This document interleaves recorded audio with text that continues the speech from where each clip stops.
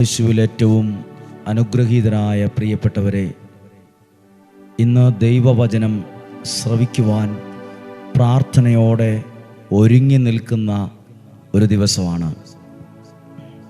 നിങ്ങളെല്ലാവരും സന്തോഷമായും ദൈവാനുഗ്രഹത്തിലും ആയിരിക്കുന്നുവെന്ന് ഞങ്ങൾ വിശ്വസിക്കുന്നു.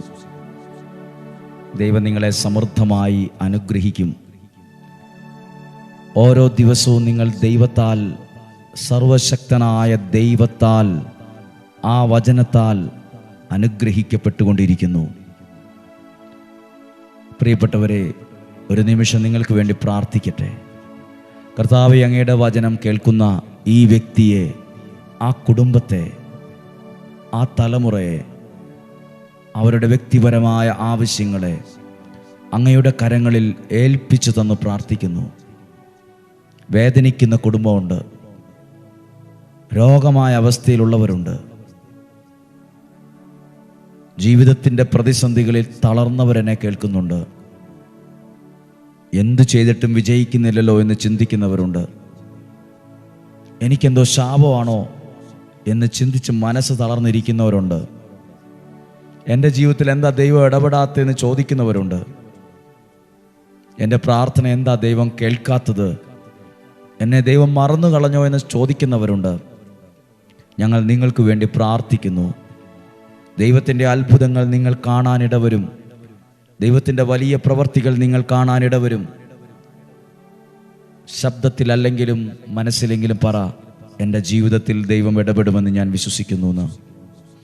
എൻ്റെ ജീവിതത്തിൽ ദൈവം അത്ഭുതം ചെയ്യുമെന്ന് ഞാൻ വിശ്വസിക്കുന്നു.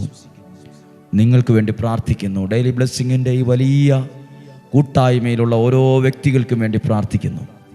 ഈ വചനം കേൾക്കുന്നവർ, ഈ വചനം അയച്ചു കൊടുക്കുന്നവർ, ഷെയർ ചെയ്യുന്നവർ, നല്ല മനസ്സോടെ ഇതൊക്കെ ദൈവശുശ്രൂഷയായി ചെയ്യുന്ന ഓരോരുത്തർക്കും വേണ്ടി പ്രാർത്ഥിക്കുവാണ്. എത്രയോ ആഗ്രഹത്തോടെയാണ് പ്രിയപ്പെട്ട അമ്മയും പ്രിയപ്പെട്ട അപ്പച്ചനും പ്രിയപ്പെട്ട സഹോദരൻ സഹോദരി മക്കളെല്ലാവരും കേൾക്കുന്നത്. ഈ വചനം നിങ്ങൾ കേൾക്കുന്നത് തന്നെ ഒരു അത്ഭുതമല്ലേ? ദിവസത്തിൻ്റെ ആദ്യ സമയം ദൈവവചനം കേൾക്കുന്നു, അല്ലെങ്കിൽ ജീവിതത്തിൻ്റെ ഈ സമയത്ത് ദൈവത്തിൻ്റെ വചനത്തെ എൻ്റെ ചെവികളിലൂടെ കേട്ട് എൻ്റെ ഹൃദയത്തിൽ ജീവിതത്തിലെത്തുന്നു. അതൊക്കെയുണ്ടല്ലോ മറ്റൊരനുഗ്രഹത്തിൻ്റെ വാതിലിനെയാണ് തുറക്കുന്നത്. ദൈവം അനുഗ്രഹിക്കട്ടെ. പ്രതീക്ഷയോടെ പ്രാർത്ഥനയോടെ ഈ ദിവസം ഈ വചനത്തെ കേൾക്കാം. സംഖ്യയുടെ പുസ്തകം 11-ാം അധ്യായം 21 മുതലുള്ള വാക്യമാണ്. മോശയുടെ ഒരു ടെൻഷനാണ് എഴുതിയിട്ടുള്ളത്. മോശയുടെ ചിന്തയിലുള്ള ഒരാകുലത, ഒരാലോചന, അതിന് ദൈവം കൊടുക്കുന്ന മറുപടിയാണ്. നമ്മുടെ ജീവിതത്തിലുണ്ട് ഇതുപോലെയുള്ള അസ്വസ്ഥതയുള്ള, ടെൻഷനുള്ള കാര്യങ്ങൾ. എങ്ങനെ നടക്കും, എങ്ങനെ ശരിയാകും, ഇതൊക്കെ ശരിയാകും, നടക്കുന്ന വല്ല കാര്യമാണോ എന്നൊക്കെ നമ്മൾ ചിന്തിക്കുന്ന, ആലോചിക്കുന്ന സമയം.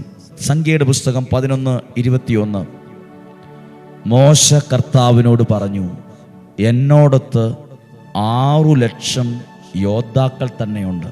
6 ലക്ഷം പട്ടാളക്കാരുണ്ട്, യോദ്ധാക്കൾ തന്നെയുണ്ട്.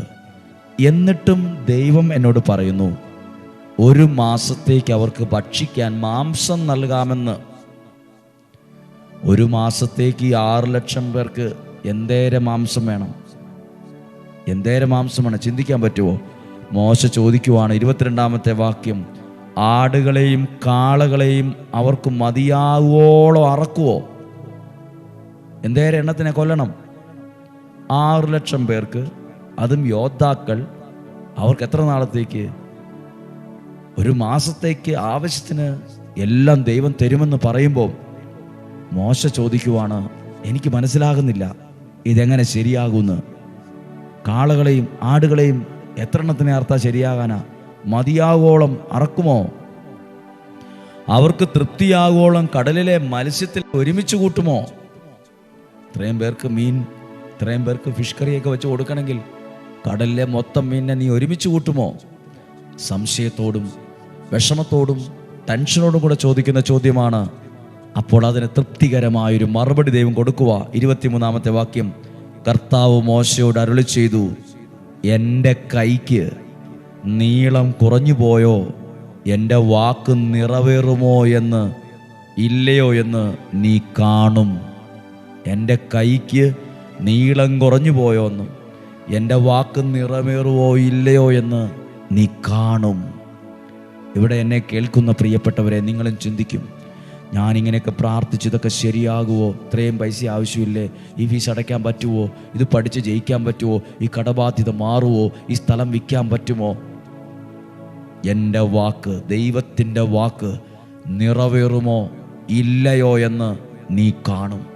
ഡെയിലി ബ്ലെസ്സിങ്ങിൽ വചനം കേൾക്കുന്ന നിങ്ങളോട് പറയട്ടെ, അതിനകത്ത് എഴുതിയിരിക്കുന്ന എന്താ? ദൈവത്തിൻ്റെ വാക്ക് നിറവേറുവോ ഇല്ലയോ എന്ന് നീ കാണും.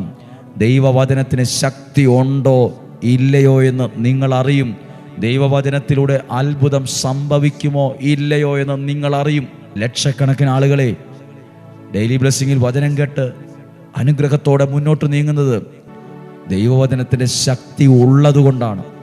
ആ ബലം അനുഭവിക്കുന്നത്, ശക്തി അനുഭവിക്കുന്നത്, ആ സന്തോഷം അനുഭവിക്കുന്നത്, ആ വിടുതൽ അനുഭവിക്കുന്നത്, ആ നന്മ അനുഭവിക്കുന്നത്, ആ പ്രശ്നങ്ങൾ മാറിയത്, ആ പ്രതിസന്ധി മാറിയത്, ആ രോഗസൗഖ്യമായത് എല്ലാം. ഹല്ലേലൂയ. ഇന്ന് വ്യാഴാഴ്ചയാണ്, നാളെ വെള്ളിയാഴ്ചയാണ്.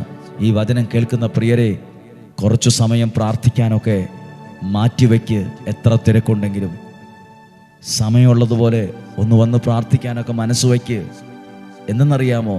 നമ്മുടെ പ്രാർത്ഥനയാണ് നാളെ നമ്മുടെ ജീവിതത്തിൻ്റെ വഴിത്തിരിവാകുന്നത്. എന്തെങ്കിലുമൊക്കെ ബഹളം വയ്ക്കുകയല്ല, എന്തെങ്കിലുമൊക്കെ വിളിച്ചു പറയുകയല്ല, എന്തെങ്കിലുമൊക്കെ പാടുവല്ല, എന്തെങ്കിലുമൊക്കെ ചെയ്യുവല്ല.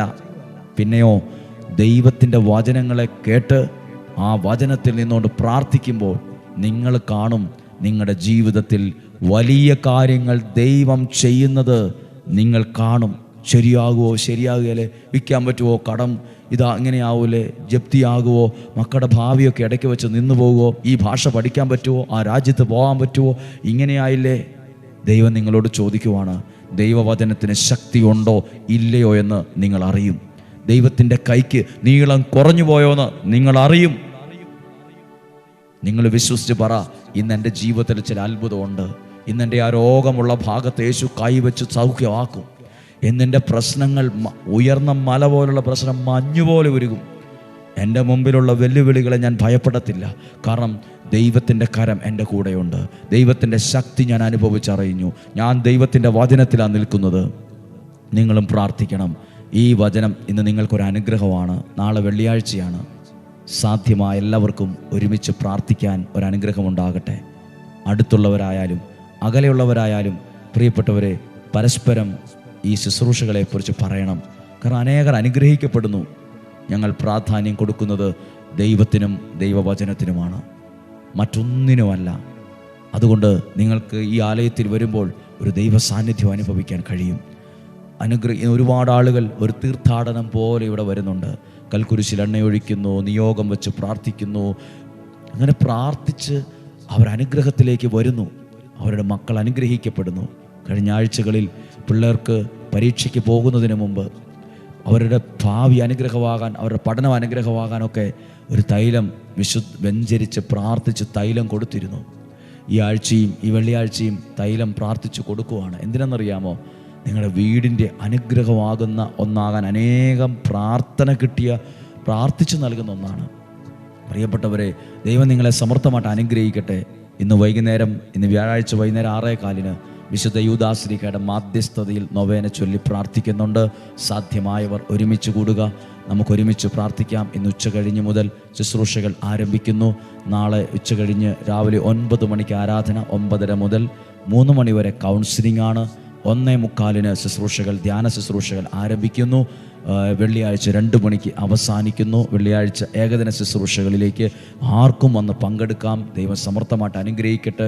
വരുന്ന ഓരോ കുഞ്ഞും അനുഗ്രഹിക്കപ്പെടണമെന്ന് പ്രാർത്ഥിക്കുന്നു. ഞങ്ങൾ പ്രാർത്ഥിക്കുവാണ്, അനുഗ്രഹയിൽ വരുന്നവരെ കർത്താവെ അങ്ങയുടെ തിരുരക്തത്താൽ വിശുദ്ധീകരിച്ച് പരിശുദ്ധാത്മാവ് കൊണ്ട് നിറയ്ക്കണമേ. നമുക്ക് ഈശോയുടെ ആശീർവാദം സ്വീകരിക്കാം. നമ്മുടെ കർത്താവ് ഈശോ മിശിഹായുടെ കൃപയും പിതാവായ ദൈവത്തിൻ്റെ സ്നേഹവും പരിശുദ്ധാത്മാവിൻ്റെ സഹവാസവും നാം എല്ലാവരോടും കൂടെ ഉണ്ടായിരിക്കട്ടെ. നമ്മുടെ കുടുംബങ്ങളിൽ, വ്യക്തിജീവിതങ്ങളിൽ, നിയോഗങ്ങളിൽ, ആവശ്യങ്ങളിലെല്ലാം ഉണ്ടാകട്ടെ. ദൈവത്തിൻ്റെ കരം നിങ്ങളിൽ വെളിപ്പെടട്ടെ. ദൈവത്തിൻ്റെ ശക്തി നിങ്ങളിൽ വെളിപ്പെടട്ടെ. ദൈവത്തിൻ്റെ അനുഗ്രഹം നിങ്ങളുടെ കുടുംബത്തിനകത്തു നിറയട്ടെ. ദൈവത്തിൻ്റെ സ്നേഹം നിറയട്ടെ. ദൈവത്തിൻ്റെ ശക്തി നിറയട്ടെ. ആ വഴക്കും അസ്വസ്ഥതയും സംശയവും മാറിപ്പോകട്ടെ. നിങ്ങൾ ദൈവാനുഗ്രഹത്തിൽ കയറി വരട്ടെ. നിങ്ങളുടെ മനസ്സിനകത്ത് കുറച്ചുകൂടെ സന്തോഷം വരട്ടെ, സമാധാനം ഉണ്ടാകട്ടെ, കുറച്ചുകൂടെ കൂട്ടായ്മയുണ്ടാകട്ടെ, ദൈവത്തോടുള്ള ബന്ധം വർദ്ധിക്കട്ടെ. നിങ്ങളുടെ സാമ്പത്തികം അനുഗ്രഹമാകട്ടെ, ജോലി അനുഗ്രഹമാകട്ടെ, വിദ്യാഭ്യാസം അനുഗ്രഹമാകട്ടെ, എഴുതാൻ പോകുന്ന എക്സാം അനുഗ്രഹമാകട്ടെ. നിങ്ങൾ ഈ സഞ്ചരിക്കുന്ന വാഹനം നിങ്ങൾക്ക് ദൈവിക സംരക്ഷണം നൽകട്ടെ. നിങ്ങളുടെ ഇടപാടുകൾ അനുഗ്രഹമാകട്ടെ. നിങ്ങൾ കണ്ടുമുട്ടുന്ന വ്യക്തികൾ നിങ്ങൾക്കൊരു അനുഗ്രഹമാകട്ടെ. നിങ്ങൾ പരിചയപ്പെടുന്ന വ്യക്തികൾ നിങ്ങളുടെ നന്മയ്ക്ക് കാരണമാകട്ടെ. ഒരു ചതിയിലും ചെന്ന് ചാടരുത്, ഒരു പരാജയത്തിലും ചെന്ന് ചാടരുത്, ഒരു നഷ്ടത്തിലും ചെന്ന് ചാടരുത്. ദീർഘായുസ്സും ആരോഗ്യവും കൊടുക്കണം. മൂപ്പെത്താത്ത മരണം, അപകടങ്ങൾ, നഷ്ടങ്ങൾ സകലതും മാറിപ്പോകട്ടെ. നിങ്ങൾ ദൈവത്തിൻ്റെ ഉള്ളം കയ്യിൽ എന്ന പോലെ ഇപ്പോൾ ആയിരിക്കട്ടെ. യേശുവിൻ്റെ നാമത്തിൽ നിങ്ങളെ അനുഗ്രഹിച്ച് പ്രാർത്ഥിക്കുന്നു, ഇപ്പോഴും എപ്പോഴും എന്നേക്കും. ആമേൻ. നല്ലൊരു ദിവസം ആശംസിക്കുന്നു. നാളെ അനുഗ്രഹമുള്ളൊരു ദിവസമാകാൻ പ്രാർത്ഥിക്കുന്നു. നിങ്ങൾ ഈ വചനം സാധ്യമായവർക്ക് അയച്ചു കൊടുക്കണം. ഒരുമിച്ച് പ്രാർത്ഥിക്കാം. ദൈവത്തിൻ്റെ അത്ഭുതങ്ങൾ നിങ്ങളുടെ ജീവിതത്തിൽ നടക്കും. നാളെയും 5:30 ഒരുമിച്ച് കാണാം. സാധ്യമായ എല്ലാവർക്കും അയച്ചു കൊടുക്കണം. നിങ്ങൾക്ക് വേണ്ടി ഞങ്ങൾ പ്രാർത്ഥിക്കുന്നുണ്ട്. നാളെ 5:30 ഒരുമിച്ച് കാണുന്നത് വരെ ദൈവം എന്നെയും നിങ്ങളെയും ഉള്ളം കയ്യിൽ എന്ന പോലെ സൂക്ഷിക്കട്ടെ. ആമേൻ.